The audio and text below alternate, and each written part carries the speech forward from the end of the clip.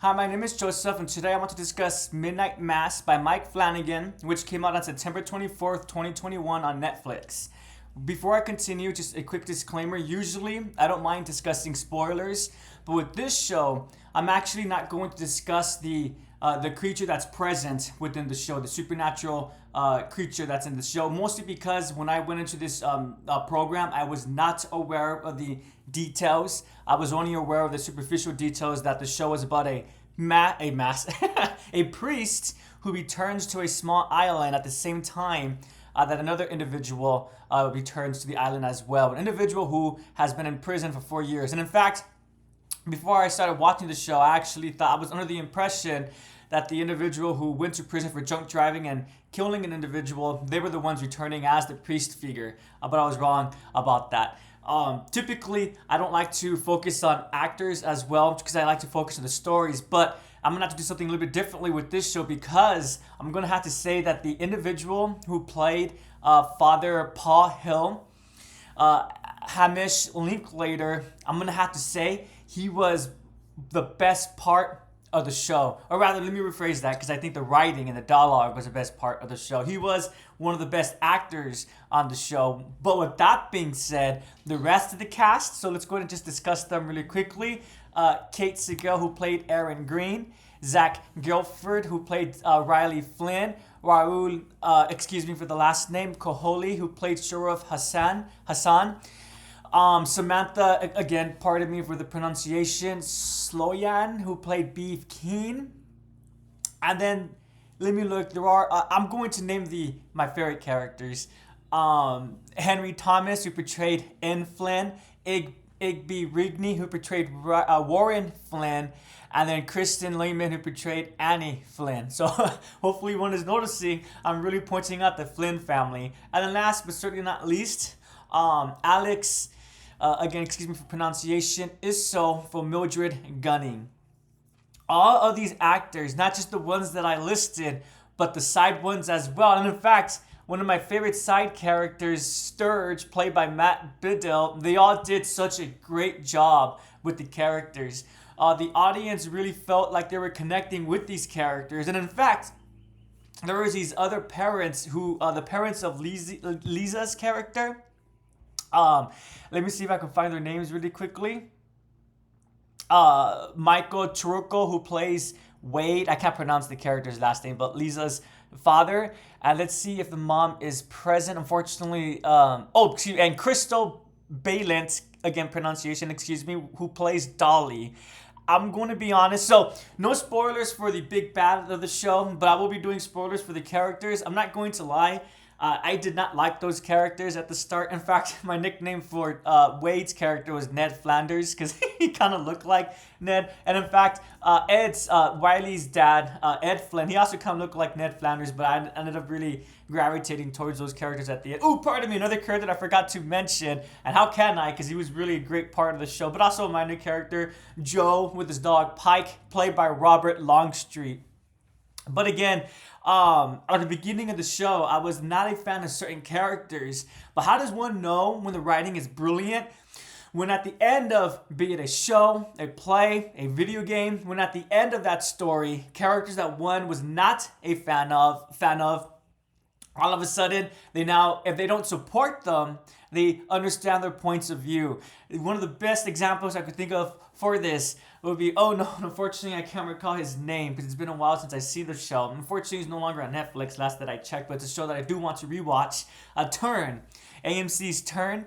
Maybe I'm incorrect about that. Maybe it is on Netflix. No, it's probably gone because AMC has their own channel. Anywho, but there's a character, Simcoe, I believe his name was. Oh my gosh.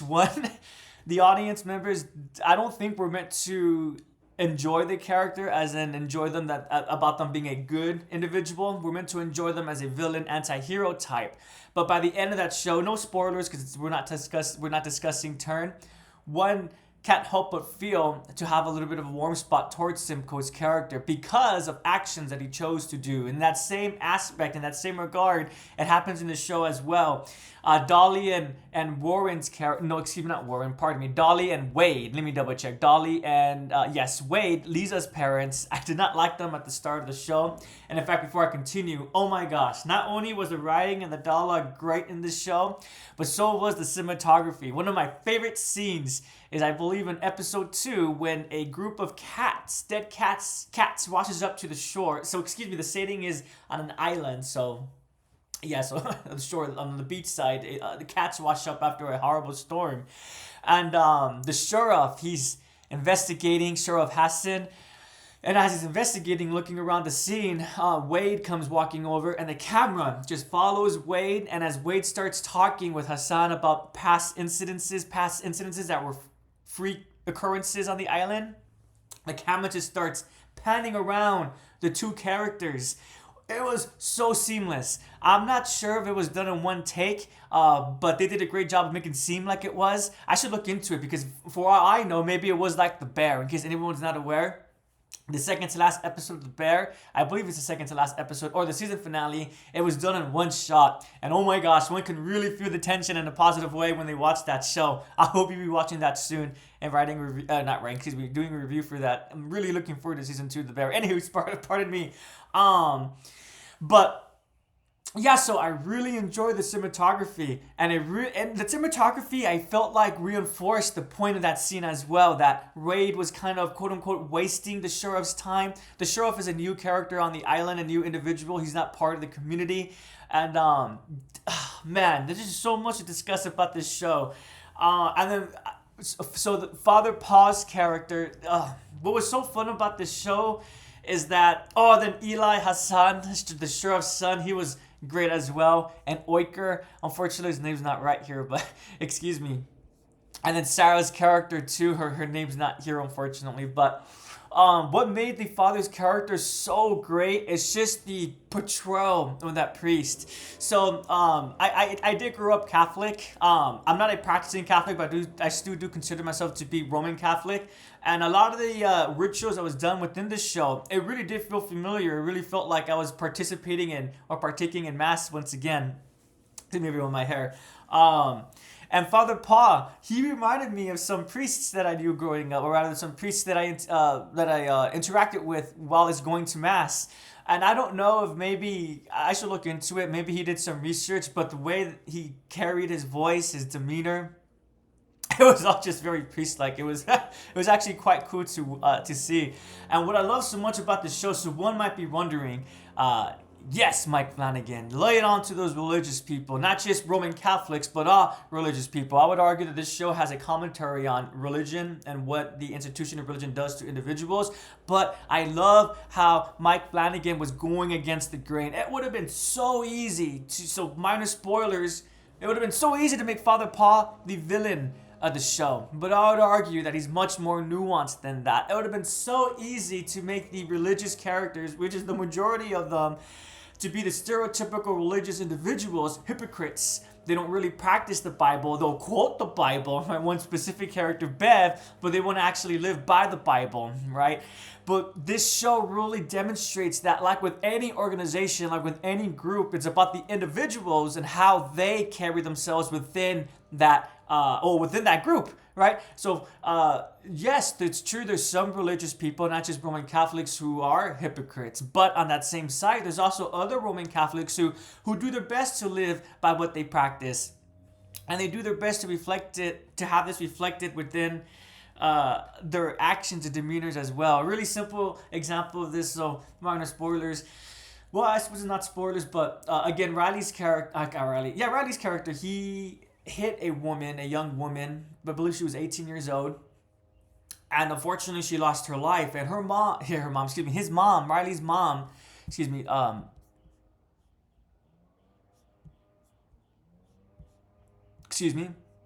was a hiccup. I want to use the names. Excuse me, everyone. Annie. I didn't recognize her without dressed up as her character, excuse me, Annie's character, instead of dismissing his actions or saying or dismissing the accountability, the responsibility that he did, Riley's character, she tells another character, because another character, I won't say this character's name, they try to belittle Annie, try to say, well, look at the kid that you raised. If I raised a kid like that, I would be disappointed. It's obviously a indictment of my parenting skills, a reflection of my parenting skills. And Annie actually says with a huge proud smile that she's proud of her son, even for the mistakes that he's done. And that is so awesome because she's accepting her son for who he is. Yes, he made mistakes, but she sees that he's trying to become a different person and trying to change. Excuse me, everyone, my hair. And I just really appreciate that. And then in addition to that, just the Flynn family in general, I thought I thought I wasn't going to like them, especially Riley's dad Ed. He was a stereotypical. He really loves his wife, and that's awesome. And he would just grunt and make faces at the start of the show, agreeing with his wife, and it was just really great. I love the whole family, even Riley's younger brother Warren. And then Aaron was a great character as well. And what was so, again, going against the grain.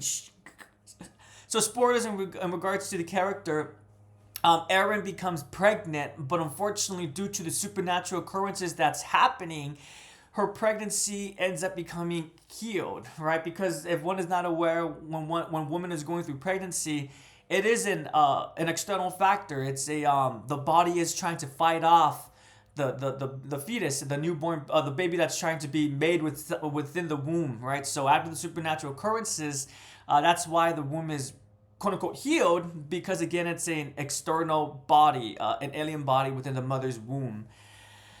And it would have been again easy to make it seem like the mom was happy about this situation. It was something that she was looking forward to. But again, the idea, Mike Flanagan, I just really appreciate him. I'm a huge Flanagan fan. I watched all of his materials except for season 2 of Bly Manor, mostly because I'm not in the mood for something romantic right now. When I watch Flanagan, it's because I'm in the mood for something either supernatural, horror centric, or psychologically centered, with some cool nuanced themes as well. But I'm not really in the mood for anything lovey-dovey at the moment, so that's why I haven't seen season 2. But besides that, I've seen the rest of Flanagan's work. And he really is great. I know one of the critiques a lot of people had about the show was the monologues, or the dialogue in general, that was quite wordy. And I mean this as a compliment. When I was watching episode 2, I forgot which part that it was. I believe it was Joe's character, but he was kind of talking kind of like old fashioned, kind of like from Shakespearean time a little bit, kind of making a joke. But the dialogue, it's not just because of that, it's the dialogue in general. It really reminded me, and I mean this as nothing but a compliment because this is a show that I really love, Deadwood, from David Milch. Let me double check that. Yeah, David Milch. And in case one is unaware, when it comes to Deadwood, it's a really wordy show as well, known for its monologue, specifically from E.B. Branham, but other characters' monologue as well. But what makes that show so awesome, unique, and special is the fact that the dialogue is done in iambic pentameter. Excuse me, I probably didn't pronounce that correctly. IAMBIC pentameter, and that's how Shakespeare would write his plays. That bum bum bum bum bum bum. The classic example would be any children's song, "Ring around the rosy, pocket full of posies," right? The inflection of the voice. Flanagan does not do that with his dialogue, but man, there were points in the show of Midnight Mass where I felt like, was I watching a show or was I listening to a play or something like that? The dialogue, one might complain that it's just too much words, too much to say something simple, but I would argue that Flanagan is doing that on purpose because he wants the audience to look at what's being said and to deconstruct that, to look at it with a nuanced point of view rather than just a black and white point of view. And yeah, there were a lot of monologues, not just two. But probably the most standout monologues is when Aaron and Riley have a discussion about what it means when one dies. And I won't get into details, but both of their responses was really great. I'm just getting the chills right now thinking about it because it was so awesome. And what's so great again is that Flanagan doesn't cop out. He doesn't make Riley, who is an atheist. He specifically states he's an atheist. He's not agnostic. I love how his response to the afterlife wasn't just blackness. He had a real response that was still really connected to life, and it was a really beautiful answer. And then you got Aaron's response, and that was just as equally a beautiful response to both of their points of view. I could appreciate. And then at the end of the show, when Aaron, she expresses her point of view about the afterlife from her baby's perspective, and then at the end of the show from her own perspective.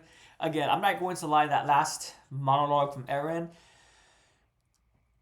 it was as cheesy as it sounds. It was beautiful, but I think because it was beautiful, it had some cheesiness factor to it, and one really needs to make sure that when they listen to Aaron's last monologue, that they were engaged with the show, and by doing so, I think one will come to realize that her last monologue, although it was a little bit longer, it was long for a specific reason.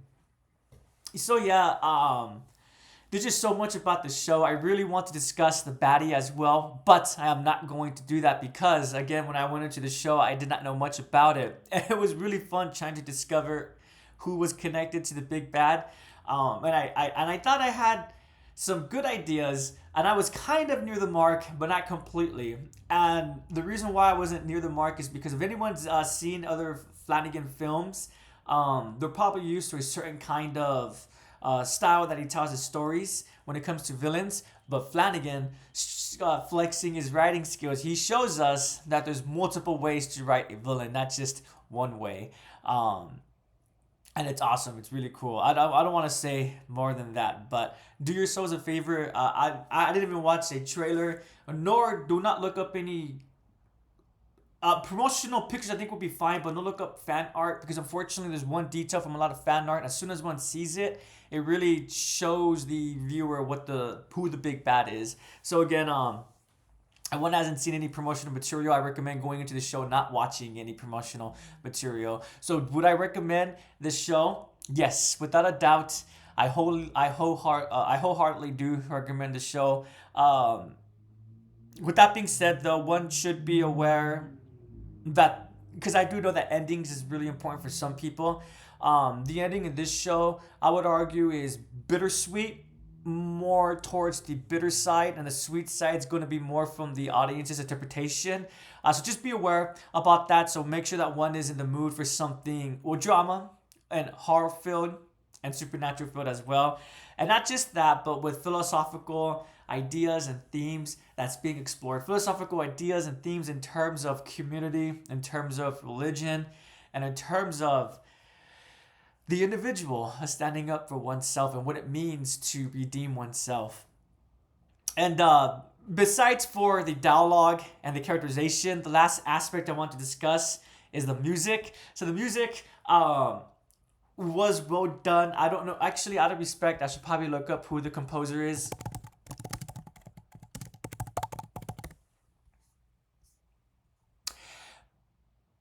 The Newton brothers, Andy Grush and Taylor Newton Stewart.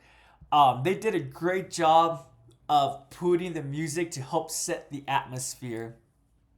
Everything about this show, the music, or rather the soundtrack, the cinematography, the dialogue, the characterization, it all just comes together to create a fantastic show. This is probably the best show I've seen this year. Had I seen this when it first came out, without a doubt, it would have been the best. Actually, no, excuse me. I've also saw Bear this year. That was actually about 2 months ago. Oh my gosh, The Bear and Midnight Mass. Both brilliant shows for different reasons. Both also fairly short shows, but with long episodes. Well, actually, no, The Bear is much shorter. Never mind. I really need to do a review about The Bear, but Midnight Mass is up there with one of the best quality shows of recent years. I'm trying to think of I saw House of the Dragon. I enjoyed it.